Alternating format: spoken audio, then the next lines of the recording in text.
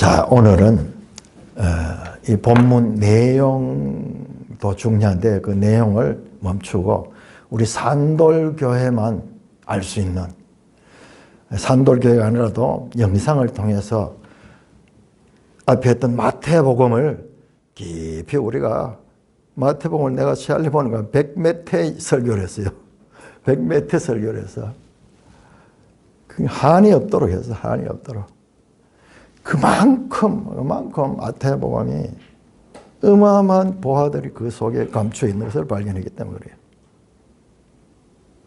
근데 로마서를 하면서 계속 지금 발견이 돼요. 지난주 설교 때도 강한 자와 더 강한 자 나왔잖아요. 거기 그런 단어가 어디 있어요? 전혀 없어요. 전혀 없어. 그런데 자세히 보면 그 예수님의 한마디, 그것이 풀어집니다. 오늘은 마태복음의 산상수훈하고 로마서의 이신칭의, 믿음으로 말미암아 구원 얻는다. 이것의 관계가 탁 떠올라요. 내가 연구하는 것이 아니고 말씀을 읽다 보면은 말씀이 딱 떠오르는, 내가 이게 정리를 해서 이게 제대로 정리가 돼요. 제대로, 그러니까는 그때 성경을 제대로 공부를 하면은, 이번에 마태복음을 해놓으니까는, 그러니까는 우리가 뭔가 어디에 올라가려고 그래도 뭔가 교두보가 있어야 돼. 뭐 발될 때가 있어야 돼. 한 권이라도 제대로 하고 나면은, 그 다음에 또 이렇게 연결이 되는데, 66권이 유기적인 관계다. 그렇게 이야기하는데, 자, 마태복음, 마태 5장에서 7장이거든요. 7장이 산상수훈이거든요. 로마서 1장 17절에서 16절에서 5장 11절까지 이게 이신칭이 믿음으로 말미암아 의롭다함을 얻는다. 1장 18절에서 3장 20절까지는 모든 사람이 죄인이다. 그걸 가르쳤고, 그 다음에 21절부터 5장 11절까지 모든 사람이 죄인이라는 것도 이걸 알아야지 이신칭의가 가르쳐지는 거예요. 그래서 이 전체가 다 이신칭의에 관한 말이에요. 이 본문도 너무 중요하기 때문에 산상수훈 그러면은 딱 정리됩니다. 자, 먼저 마태복음을 우리 한번 보겠습니다. 마태복음. 산상수훈은 시작되면서 팔복을 이야기하고 뭐 이런 그런 게 먼저 떠오르는데요. 요번에 공부를 해보니까는 산상수훈의 핵심 메시지는 5장 17절이에요. 17절. 뭐냐? 내가 율법이나 선지자를 폐하러 온 것이 아니고 율법을 완성하러 왔다. 율법을 완성하러 왔다 하는 그 말씀. 내가 율법을 폐하러 온 것이 율법을 완성하러 왔다 하는 그 말씀이에요. 그러면서 말씀하는 것이 5장 20절에 너희 의가 서기관과 바리새인보다 낫지 아니하면 천국에 갈 수 없다. 더 나은 의. 뭔지 몰라요. 의락하는 말이 나오면 어려워요. 의락하는 말은 설명이 거의 불가능해요. 이제 좀 정리가 돼요. 더 나은 의. 의락하는 말은 오름이라거든요. 오름인데 뭐가 옳은지. 자가 더 나은 의. 누구보다 서기관과 바리새인보다 서기관 이 사람들은 율법 전문가들이에요. 그리고 이 사람들 대단한 사람이요. 그러나 이 사람보다 더 나아요. 이 사람들 의의는 뭐냐 그러면은 5장 21절부터 6장 33절까지 쭉 설명하는 게 뭐냐? 이 사람들 의의는 사람의 의예요. 이거를 로마 10장 3절은 자기의라 그래요. 자기의. 딱 정리를 다 해줘요. 그러니까 로마서 안에서 다 나오는 거예요. 그러니까는 복음서와 바울 서신의 관계는 명확하게 연결되어 있는데 예수님이 한마디 했는 걸 바울은 그걸 다 풀어서 우리에게 설명하는 거예요. 고압선에 전기가 들어오는데 우리 가정에 그대로 돌아버리면 우리 가정이 다 불타버려. 변압해가지고 바울이 나름대로 소화를 해가지고 우리가 알아들을 수 있도록 논리적으로 설명하는 거예요. 자, 이 로마 10장 3절에 딱 나와요. 유대인들의 문제는 뭐냐? 자기의다. 자기의가 강하면 하나님 의를 점점 더 멀어질 수밖에 없어. 그러니까 보세요. 지금 이신칭의 핵심이 하나님의 의거든요. 이게 연결이 되는 거예요. 자, 그런 다음에 그 뒤에 설명들이 거의 대부분 이 사람들의 의, 자기의. 그러니까 이거보다 더 나은 의라 돼요. 더 나은 의는요, 결론적으로 말하면은 더 나은 의는 뭐겠어요? 하나님의 의예요. 그런데 마태복음에서는 답이 안 나와요. 안 나오는데 쭉 성경을 보면은 이제 이거예요. 더 나은 의, 뭐 짐승의 의가 있겠어요? 사람보다 더 나은 의 뭐 있겠어요? 사람보다 더 나은 의는 하나님의 의밖에 없어요. 그러나 마태복음은 절제하고 있다. 암시하고 있다. 그리고 이거 알 수 있는 거거든요. 그리고 이제 7장에 가서 7장 11절에 가면은 너희가 악한 자라도 자기 자녀가 구하면은 좋은 것을 줄 줄 알고 하물며 하늘에 계신 너희 아버지께서 좋은 것을 주지 않겠냐? 좋은 것. 이 좋은 것이 뭐냐? 그러면요. 좋은 것이 뭐냐? 자, 여기에서 서기관과 바리새인들이 율법 전문가들인데 이들이 율법을 지킬 수 없어. 예수님이 율법을 완성하러 와서 오히려 이 사람들은 율법으로 보니까는 외식만 되는 외식. 겉으로만 꾸미고 있지 실제 그 속에 너희가 살인하지 말라는 말씀을 들었거니와 나는 너희에게 이르노니 사람을 보고 미워하는 자마다 살인한 자다.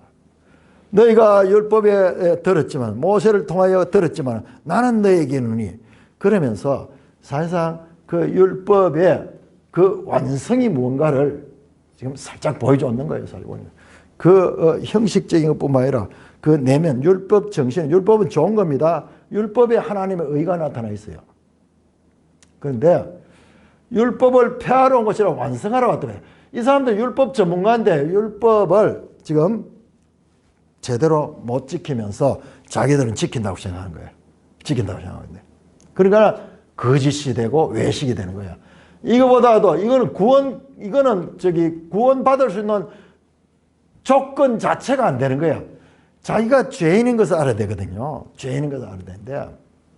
그런데 이들은 자기가 의롭기 때문에 하나님의 구원이 들어갈 수 있는 근본 이 길을 막아버리는 거예요. 그러니까 이들이 나중에 마태복음 23장에서 화 있을진저 서기관과 바리새인들이야. 화 있을진저 회칠한 무덤 같은 자들이야. 회칠한 무덤. 겉으로는 멀쩡하지만 속에는 완전히 썩어 있나. 자, 좋은 것은 무엇인가? 누가복음 11장에 보니까는 좋은 것은 성령이라 하는 것을 봤습니다. 자, 여기에 답이 다 나와 있어요. 마태복음만 봐가지고는 이게 무슨 말씀인지 모르는데, 자, 예수님이 율법을 완성하러 오셨어요. 율법을 완성하러 오신데, 율법은 어떻게 완성이 되는가? 예수님이 율법을 다 온전히 지키고, 예수님께서 십자가에서 죽으시고, 이 모든 것을 이루십니다. 완성하시는데, 자, 더 나은 의는 하나님의 의야. 그럼 하나님의 의가 어떻게 사람에게 적용될 수 있는가? 바로 성령을 통해서 되는 거예요. 성령을 통해. 이게 산상수훈의 핵심 메시지예요. 이거는 누구도 이런 이야기를 한 사람이 없을 거예요. 뭔가 나는 계속 이걸 찾고 있거든요. 찾고 있는데 왜 마태복음에 성령이 나오지 않을까? 신약은 성령의 핵심인데 말씀드렸잖아요. 성령을 대해서 절제하고 있다고. 절제하고 있다고. 자, 이신칭의는 믿음으로 말미암아 구원을 받는 거거든요. 자, 여기 보세요. 여기에서 우리가 발견할 수 있는 오직 서기관과 바리새인보다 더 나은 의를 가져야 구원을 받는데 구원은 뭐예요? 하나님의 의로만 될 수 있는 거예요. 다만 오직 하나님의 의는 어떻게 우리에게 성령을 통하여 좋은 것을 주시지 않겠느냐? 주신다고 말해요. 주시는 거야. 하물며 너희 아버지께서 구하는 자에게 좋은 것을 주지 않겠느냐? 좋은 것을 주시는 거예요. 실제로 구했어요. 예수님께서 성천하시기 전에 제자들에게 너희는 이 예루살렘에 남아가지고 내가 너희에게 위로부터 능력이 입힐 때까지 여기 남아서 기도하고 있으라고. 예루살렘을 떠나지 말고 여기 있으라고.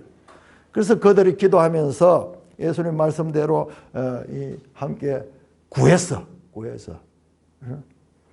그때 좋은 것이 왔어. 좋은 것이 왔는데 그것이 성령이요. 자, 여기에 원어를 알았는데 여기에 좋은 것이라 하는 거야. 근데 이게 아가토스 하는 거야. 아가토스. 이거 뭐냐 하면 선한 것. 그러니까는 단어가 때로는 선한 것이라고 번역이 되어 있고 때로는 좋은 것이 되는 거. 그런데 이 원어를 알면은 이것이요. 쫙 연결되어 있어요.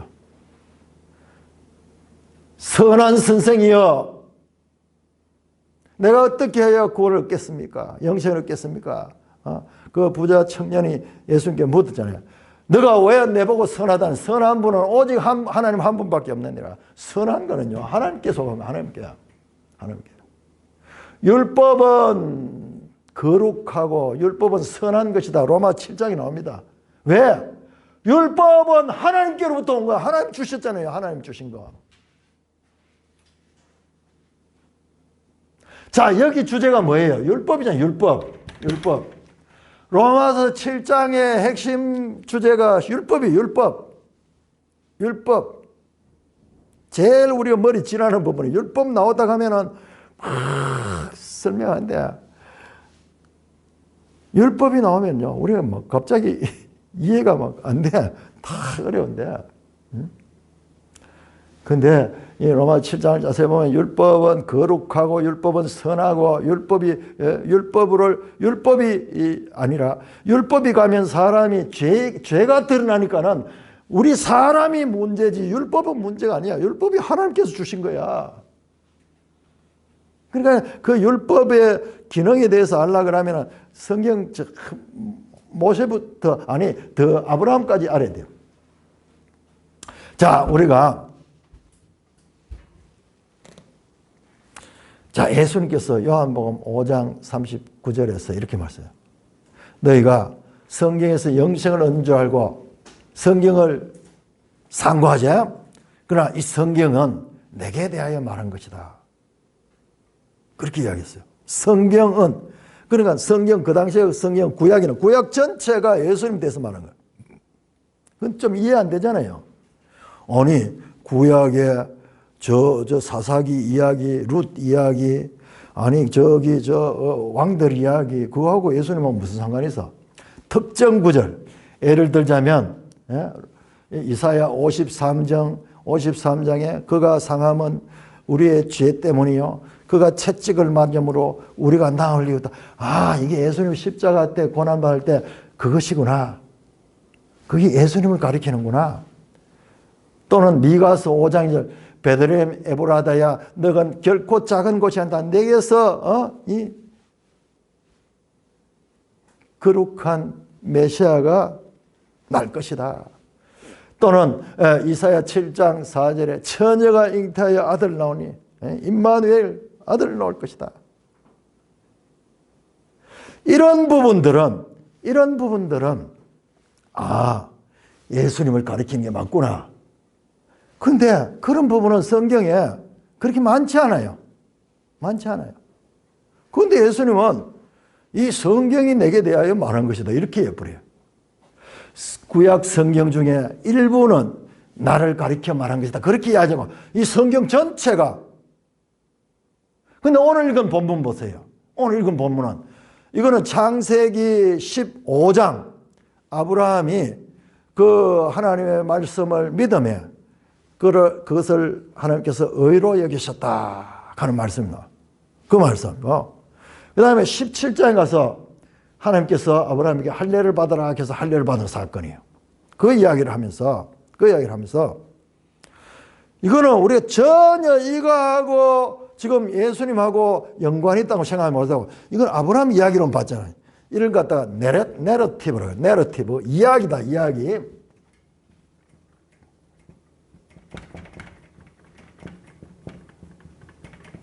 이건 완전 이야기잖아요. 이야기인데, 그 아브라함 이야기인데, 그런데 그 아브라함 이야기를 사도 바울이 지금 예수 그를 통한 구원을 설명하는데 이야기하고 있잖아요. 순서 따라가지고 15장에 아직까지 율법도 있기 전에 아브라함이 믿음으로 의롭다함을 받고, 아직 할례도 받기 전에 그렇게 이 의롭다함을 받았다. 아브라함은 유대인인 것 같지만은 아브라함 이방인이에요. 유대인의 조상이면서 이방인이에요. 참 신기하죠? 할례자의 조상이면서 무할례자의 조상이 돼요. 왜냐하면 아브라함이 믿음으로 의롭다함을 받는데 할례를 받지 않을 때라. 그러니까 창세기 순서조차도 12장에서부터 쭉 아브라함 이야기 나오는데, 거기 15장의 이 이야기, 17장 이야기, 이 순서도 다 하나님이 구속사적인 의미를 가지고 있는 것이었어. 와. 그러니까는 완전히 이해는 안 되지만 예수님께서 이 성경이 내게 대하여 기록한 것이다. 아, 이런 내러티브조차도 그럴 수 있구나 하는 것을 느끼게 되고, 우리가 구약을 읽을 때 어떻게 읽어야 될 것인가, 또한 신약을 읽을 때 어떻게 읽어야 될 것인가도 더 깊이 생각하게 됩니다. 자, 일단 우리가 다는 알 수 없지만은 이 아브라함 이야기조차도, 그 나오는 순서조차도 다 오늘 로마서를 보니까는 의미를 가지고 있었구나. 구원에 관한 하나님의 뜻을 드러내는 의미를 가진 이야기야. 아브라함 이야기. 그냥 왜 창세기에 아브라함 가족 이야기가 나오냐. 뭐 아브라함이 뭐 결혼을 해가지고 자식을 뭐 못 낳았다가 놓고, 그게 무슨 우리하고 무슨 상관이 있으며, 그런 이야기가 도대체 왜 성경이 되는가? 아이, 보는 게 성경이 되네요. 바로 이런 의미가 있는 거야. 자, 그렇듯이 지금 오늘 이야기 그렇듯이, 자, 이거 우리는 이제 신약과 신약 관계도 보자고요. 자, 이렇게 해서, 자, 마태복음 19장에 또 하나가 더 나오는데, 19장에 부자 청년 이야기 나오죠. 부자 청년인데 아주 완벽한 사람이에요. 율법도 다 지키고 돈도 많고, 그 다음에 누가 보면 아주 엘리트야. 관원이야. 아주 요즘 치면은 막 공무원 중에 아주 높은 공무원이야. 아주 서울대학 나오고 아주 이 좋은 회사에 다니고 가문도 좋고, 자, 그런 청년이야. 이 청년이 예수님 소문을 듣고 와가지고, 선한 선생이여, 내가 무엇을 하여야 영생을 얻겠습니까? 그러니까 예수님께서 율법을 지킨다. 내가 다 지켰습니다. 다 지켰습니다. 완벽해요. 그런데 이 청년의 율법 지킴도 그 율법의 형식적인 거, 온전한 것까지는 율법을 지키지 못해. 그래서 예수님께서 그 청년을 보시고, 그에게 가장 큰 자신의 애착관이 물질, 부자기도 하고, 그러니까는 네 가진 것을 다 팔아서 가난한 사람들에게 나눠주고 나를 따르라. 그러니까는 그 청년이 차마 그건 하지 못하고 그냥 돌아갔다. 물질이 많음으로, 물질이 작았다 하면은 그럴 수 있었을 텐데, 그야말로 불가능한 걸 시켰는 거예요. 그러니까 제자들도 옆에 있다가 보고, 우와, 그러면 누가 구원을 받을 수 있을까요? 그러면 누가 구원을 받을? 우리도 안 되겠네요. 그 말이에요. 아니, 저렇게 완벽한 사람이 안 된다 하면 구원받지 못하면 부자는 천국에 들어가기가 낙타가 바늘기 들어가보다 더 어렵다 그래 버리니까 안 된단 말이잖아요. 그러면 누가 구원받을까? 그때 하시는 말씀이 사람으로 할 수 없다. 오직 하나님만 할 수 있다. 그 말씀이 그때 나온 거예요. 자, 산상순 한번 산상순. 산상순 팔복이 뭐냐? 그럼 팔복도 전부 다 보면은 심령이 가난한 자, 다 뭐냐 하면은 내가 죄인됨, 나의 무능력을 깨닫는 자예요. 그럼 그게 왜 복이 있느냐? 말이 안 되잖아요. 아이, 무슨 돈이 많고 내가 할 수 있고 능력 있는 자가 복이 있는 자지 아니에요. 나는 무능력합니다. 나는 할 수 없는 존재입니다. 나는 절망적인 존재입니다. 마음이 가난한 자. 그래서 하나님만이 나를 살릴 수 있습니다. 그걸 구하는 거예요. 그러니까 이 사람들은 자기 의가인데 자기 의가 없는 사람이잖아요.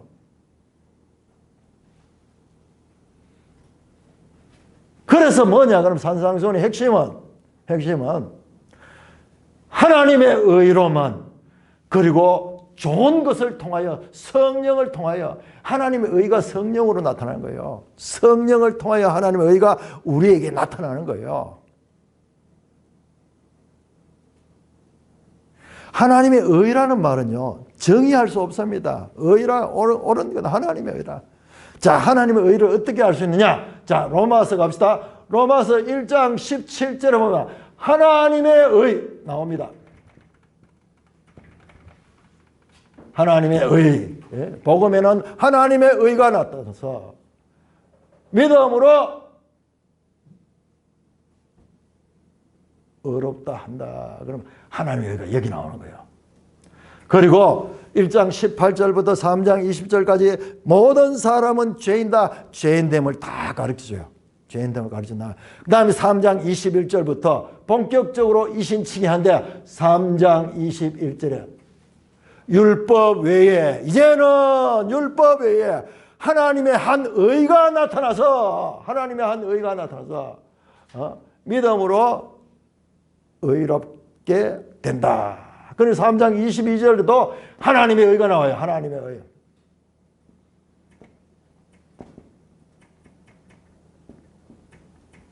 이게 뭐냐 그러면 모든 사람은 죄인이고 그래서 죽을 수밖에 없는 존재다. 오직 구원은 하나님의 의로 말미암아. 이 하나님의 의가 뭐냐 그러면 우리에게 구원의 길을 제시해요. 구원의 길. 예수 그리스도를 믿음으로 의롭다함을 입는다. 의롭다함을 입는다 말은 죄 없다 하는 선언이고, 죄 없고 의로운 것이 이게 구원이야. 구원을 이루는 거야.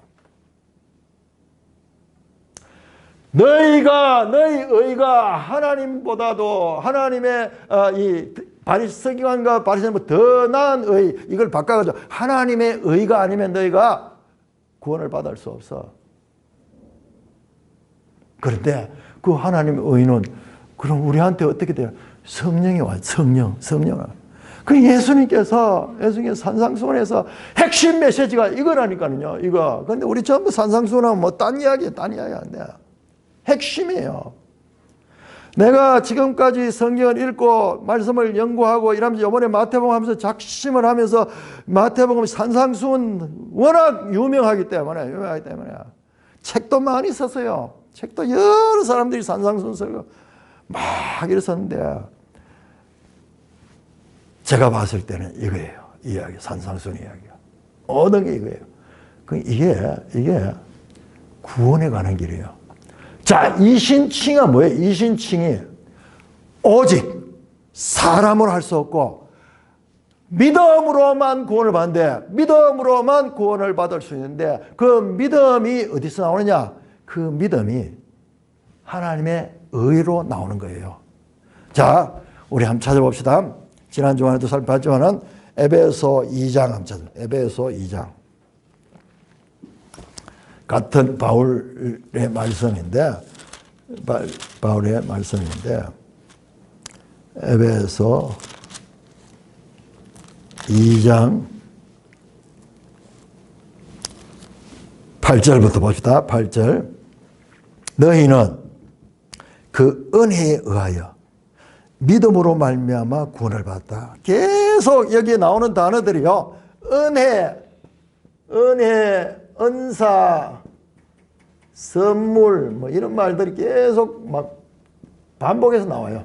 반복해서 나오는데, 믿음이 뭐냐? 그러면 우리는 믿음은 나의 공로잖아요. 내가 의지를 가지고 수많은 사람이 예수 믿어가 안 믿는데 그 믿음은 나는 그 순종해서 믿으니까는 이 믿음이 나의 의지로 믿으니까는 이것은 나에게 이 공로가 있다. 구원받는데 이렇게 생각하시는데 그거 아니에요. 그거 아니고 뭐냐 그러면은 그 믿음도 은혜에 의하여 믿음으로 말미암아 구원을 받았다. 믿음이 은혜는 하나님께서 주시는 거거든요. 값없이 주시는 거거든요. 이거를 더 명확합니다. 이것은 너희에게서 난 것이 아니다. 우리가 일반적으로 가진 생각을 완전히 지우잖아요. 아니다. 너희에게서 난 거냐. 믿음조차도 너희에게 난 거 아니야. 하나님의 선물이다. 다시 한번 이야기합니다. 선물이다.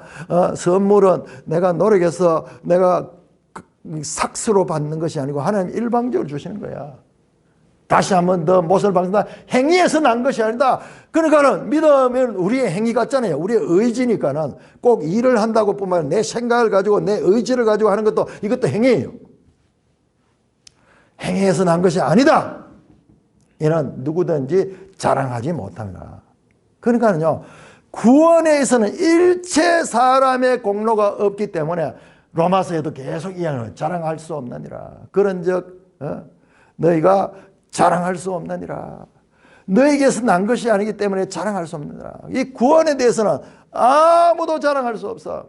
자, 그 다음에 보세요. 우리는 그가 만드신 바라.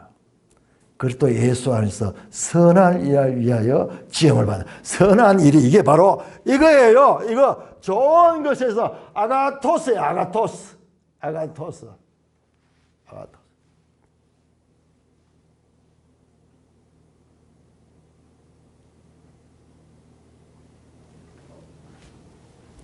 바울 서신을 보시면요. 전부 성령을 가리키면 성령.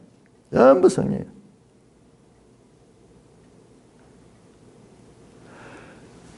하나님이 전에 예비했다. 창세전에 하나님께서 택하시고 예정하시고 택하시고 작정하시고 그리고 역사의 시간 가운데 우리가 부름을 받았다. 전에 이 일은 하나님이 전에 예비하사 태초에 우리를 태초 이전에 창세 전에 우리로 그 가운데서 행하게 하려 하십니다. 똑같은 이야기 로마서. 그때는 이제는 그 뒤로 나오는데 자 여기에서 공통점은 전적으로 하나님의 의로 말미암아 구원을 받는 구원은. 그러니까는 하나님의 의는 하나님의 구원하시는 뜻이에요. 하나님의 구원하시는 뜻. 이것만이 의로움. 그래서 사람은 전혀 개입되지 않습니다. 사람은 전혀 개입되지 않습니다. 그래서 우리 개혁주의 5대 강령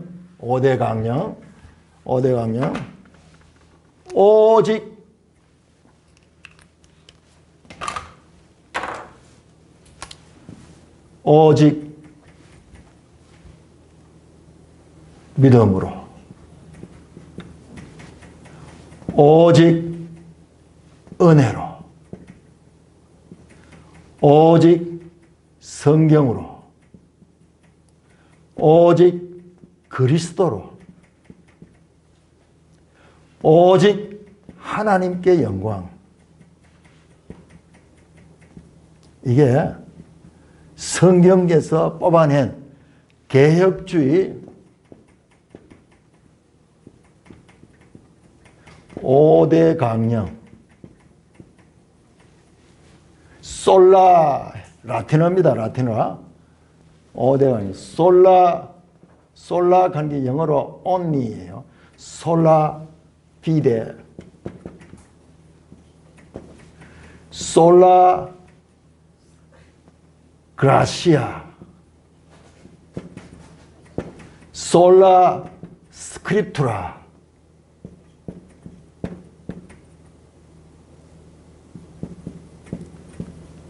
솔루스 크라이스트,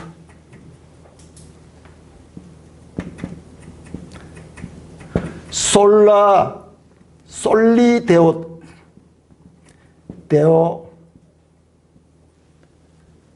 글로리아.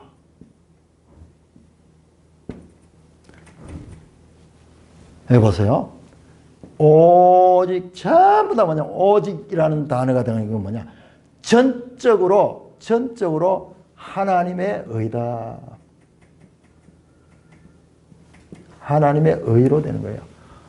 여기에 사람의 어떠한 것도 개입되지 않는다. 그래서 우리 이 교회 역사를 보면 계속 사람 쪽에 뭔가를 구원에 사람의 행위를 개입시키려고 했는 것과 이것을 떨쳐내는 역사가 교회 역사예요. 교회 역사. 지금도 끊임없이 여기에다 사람의 무언가를 넣고자, 행위에서 난 것이 아니라 오직 하나님의 은혜로 된 것이다. 그렇게 성경이 가르치는데 불구하고 계속 행위를 넣으려고 하는데,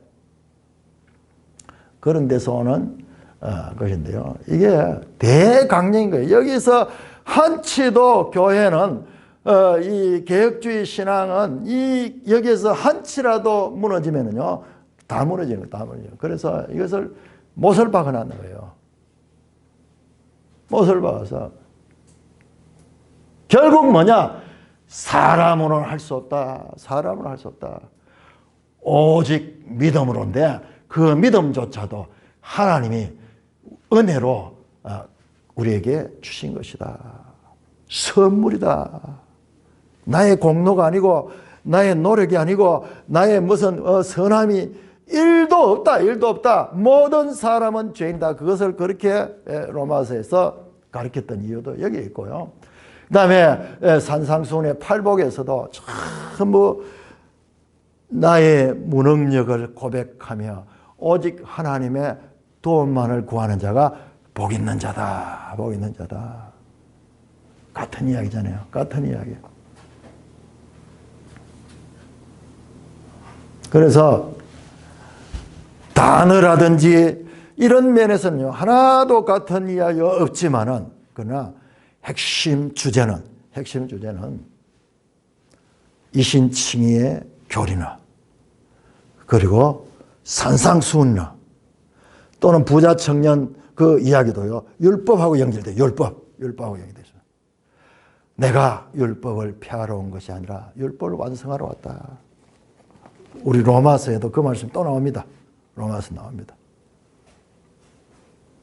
율법을 완성하러 왔다. 예수님께서 말씀하십니다.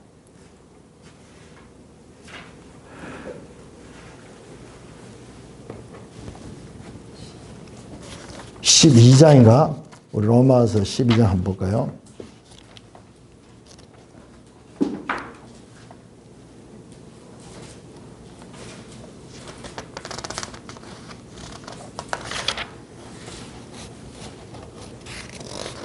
아, 13장이네.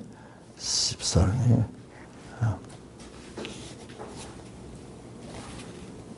13장에서도 나오고, 12장에서도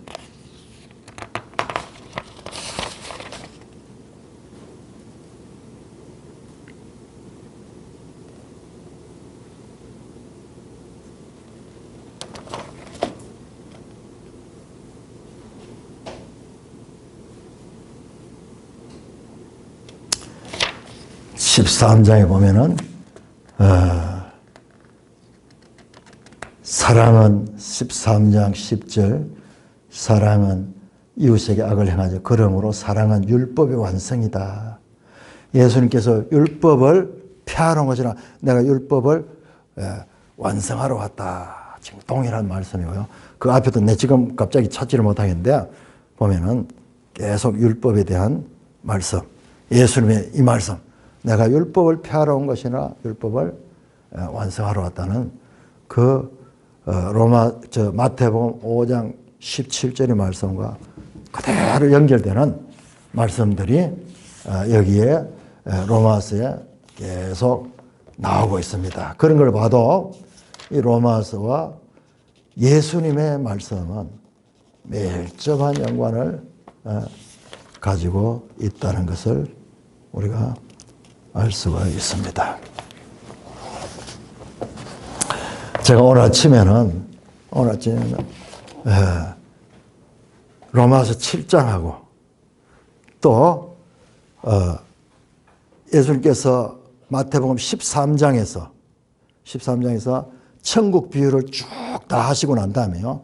그 긴 비유, 천국 비유, 집중력 10분의 비유부터 해가지고 나중에 저 가면은 이 바다에서 좋은 고기와 나쁜 고기 잡아 가르는 이야기까지 비유가 거기에 한 10개 이상 나올 거예요. 쫙 나오면서 다 한 다음에 이 모든 것을 다 가르쳐 놓은 다음에 예수께서 말씀하셨어요.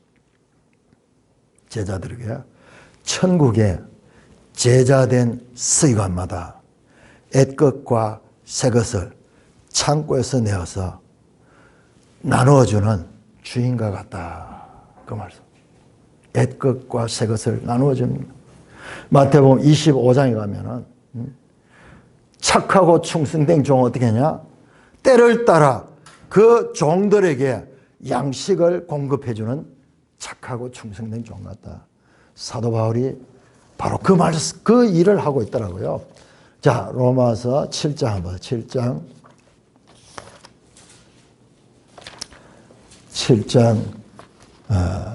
6절 이제는 우리가 얽매였던 것에 대하여 죽었으므로 율법에서 벗어났으니 이러므로 우리가 영의 새로운 것으로 섬길 것이요 율법 조문에 묵은 것으로 아니할지니 묵은 것, 옛것, 새것, 새것 새것과 옛것을 창고에서 내가지고 나누어주는 그런 주인 같은 역할. 바울이 지금 그 역할을 하잖아요. 천국의 제자된 서기관. 이게 신약의 사도들, 신약의 지도자들이 바로 서기관은 예수님 당시의 선생들이거든요. 계속 요거도 먹던 그 바리새인 서기관 같잖아요. 그런데 천국에 하나님 나라의 제자로서의 서기관이 있다. 새로운 서기관, 새로운 선생, 교회 안에 교사 역할, 그 역할. 그게 누구냐? 옛것과 새것을 꺼내가지고 그것을 적절하게 분류하고 또 연속시키면서 이렇게 가르치는 일이 바로 천국의 제자된 서기관이 할 일이다. 그렇게 말씀을 하고 있는 것. 뿐만 아니라요. 많이 나와요. 많이 나오는데 이걸 내가 어디서 이걸 전할 수 있겠어요? 이거는 우리 산돌교회 같이 마태복음을 같이 공부를 하고 그 다음에 로마서를 같이 공부하는 요게 안 된 상태에서 지금 내 이야기를 들으면 구름 잡는 이야기 같지? 너무 황당하겠죠. 근데 최여운이 가시기 전에 이렇게 보니까는 이렇게 산상수훈과 이신칭이 뜻밖의 전혀 다른 것 같지만 동일하게 오직 구원은 하나님께로부터 온다는 것을 가리키는 내용으로 일치하고 있다. 이것이 우리 기독 신앙의 가장 근본이 되기 때문에 이 개혁주의 5대 강령에도 이것이 강조되어 있고 이 믿음조차도 은혜와 믿음으로 연결이 되어 있다. 그것을 보게 되는 것입니다. 뿐만 아니라요. 자, 이신칭이 그렇게 나왔죠. 이신칭이 나왔죠. 자, 좋은 것은 성령이잖아요. 근데 왜 로마서에는 성령이 안 나올까요? 성령이 안 나올까요? 5장 5절에 딱 한번 나와서 5장 5절에 지금까지 한번 나왔고 오늘 보니까 7장 6절에 한번 나와서 7장 6절. 그런데 이제 8장으로 들어가니까요. 8장 2절부터 해서 저 매절 전부 성령. 마치 예수님께서 산상수훈하면서 좋은 것으로 제일 뒤에 탁 드러낸 거지. 바로 이거로 너희 의로는 할 수 없고 오직 이게 하나님의 의, 하나님의 구원의 그 법, 하나님의 구원하시는 방법, 하나님이 구원하시는 뜻, 이거로만 할 수 있다. 이게 바로 하나님의 의야. 하나님의 의야. 구원은 오직 하나님의 의. 야, 이 성령이요. 절제되다가 8장 한번 넘어가세요. 8장을 넘어가면요. 7장까지도 안 나왔다. 8장 2절부터 해가지고 생명의 성령의 법이 죄와 사망의 법에서 너희를 해방했다. 4절에 육신을 따르는 영을 따라 행하는 얘기야. 육신을 따르는 자는 육신의 일을, 5절에 영을 따르는 자는 영의 일을. 그러면서 육신과 영이 대조가 되면서 나오다 나중에 육신은 없어져 버리고요. 계속 영으로 나오는 거예요. 영으로 가면서 성령이 폭발적으로 나타나면서 오직 우리가 의롭게 될 수 있는 것은 하나님의 의로만 될 수 있고 그 하나님의 의가 우리에게 성령을 통해서 육신이 율법으로 말미암아 할 수 없는 것을 하나님은 하시나니 이게 하나님이 하시는 일이야. 하나님 앞에서는 말죠. 마태복음 하면서 내가 계속 강조하는 게 이게 중요하다. 하나님의 능력, 두나미스. 두나미스 계속 있잖아요. 우리는 어떻다? 두나마이. 할 수 없는 존재, 할 수 없는. 사람은 할 수 없고 하나님은 할 수 있다. 하나님 능력이다. 그래서 복음에는 하나님의 능력이다. 하나님의 의다. 1장 16절에 보면요. 하나님의 능력이 나타나고 17절에 하나님의 의가 나타나다 나오는 거예요. 그러니까 마태복음에서 계속 이걸 압축하면서 그때 이걸 강조해서 봤기 때문에 지금 여기에서 나타나요. 이게 8장 4절 한번 8장 4절 여기 보시면요. 8장 4절 우리가 성경을 제대로 까다보면 평소에 별로 중요하다는 게 정말 중요하고 되게 중요하다고 받는 것은 별로 그렇지 않을 때가 많이 있어요. 8장 4절 육신을 따르지 않고 영을 따라 행하는 우리에게 율법의 요구가 이러잖아. 3절에 보니까는 율법이 육신으로 말미암아 연약하여 할 수 없는 두나마이 하나님은 하시나니 두나마이 여기 단어를 그걸 쓰고 있어요. 두나마이 그렇게 쓰고 있어요. 실제로 하나님은 하신다. 육신을 따르고 영을 따라 행하는 율법의 요구를 이루어지게 한다. 하나님이 우리 가운데 오셔서 내주하시고 그래서 너희가 성령이 너희 안에 있는 것을 알지 못하느냐. 바울이 계속 그걸 가르치는 거예요. 우리가 성령이 오셔서 예수 믿게 됐고 그다음에 성령으로 따라 행할 적에 우리가 죄인의 몸으로서 할 수 없는 것을 성령이 우리 가운데 주장하시고 성령을 따라 행하면은 우리가 할 수 있다. 그러니까요, 이게 사람이 할 수 없는 게 이게 철천지의 한이잖아요. 한 죄로 말미암아 할 수 없는 거죠. 이걸 어떻게 의가 되고 생명이 되시는 성령이 우리에게 오셔서 우리에게 하나님의 영이 우리에게 무능한 존재를 유능한 존재로. 그래서 사도행전에 그 무능하던 제자들이 이 성령을 받고 능력 있는 그와 같은 사역자로 바뀌고 바울같이 저와 같은 하나님과 원수된 자가 변화받아서 능력 있는 복음의 일꾼으로 사역하고 오늘날 저와 여러분에게도 마찬가지로 그러니까 성령을 바르게 이해하는 게 중요해요. 우리 지금도 성령이라고 하면요, 이상한 신비한 거, 무슨 그 기적 행하는 거, 자꾸 이런 것만 생각하게 만드는 거예요. 그래서 성령을 제대로 모르는 거예요. 성령은 삼위일체 하나님, 삼위일체 하나님. 바로 우리에게 하나님의 의가 우리를 통하여 이루어질 수 있도록 하시는 분이 성령님이야. 위대한 성령님. 아무리 좋은 것도 내한테 와서 역사하지 않으면 그림의 떡이잖아요. 그림의 떡. 근데 하나님이 어떻게 이 죄인 속에 성령이 우리에게 오셨다. 그러니까 이 구약부터 시작해서 전부 그 이야기예요. 그 이야기. 자세히 보면 전부 그 이야기를 하게 되는 것이고, 사도행전은 그 이야기가 성취되는 것을 가르쳐 주는 거고, 바울서신은 오늘 우리 교회한테 그 1세기 사도들한테는 그와 같이 눈에 보이는 역사로 나타났거든요.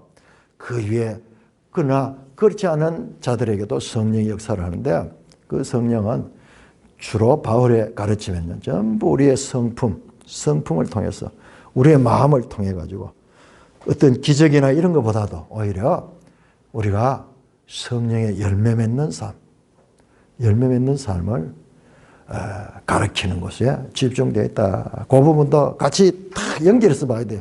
사도행전만 봐버리면 또 성령에 대해서 오해할 수 있겠어요. 궁극적으로는 우리의 성품을, 지금 계속 로마서에서 우리의 마음을 해부해가 보여주잖아요. 이 마음에 죄가 주인된 이 마음 속에 성령이 우리 가운데 내주해서,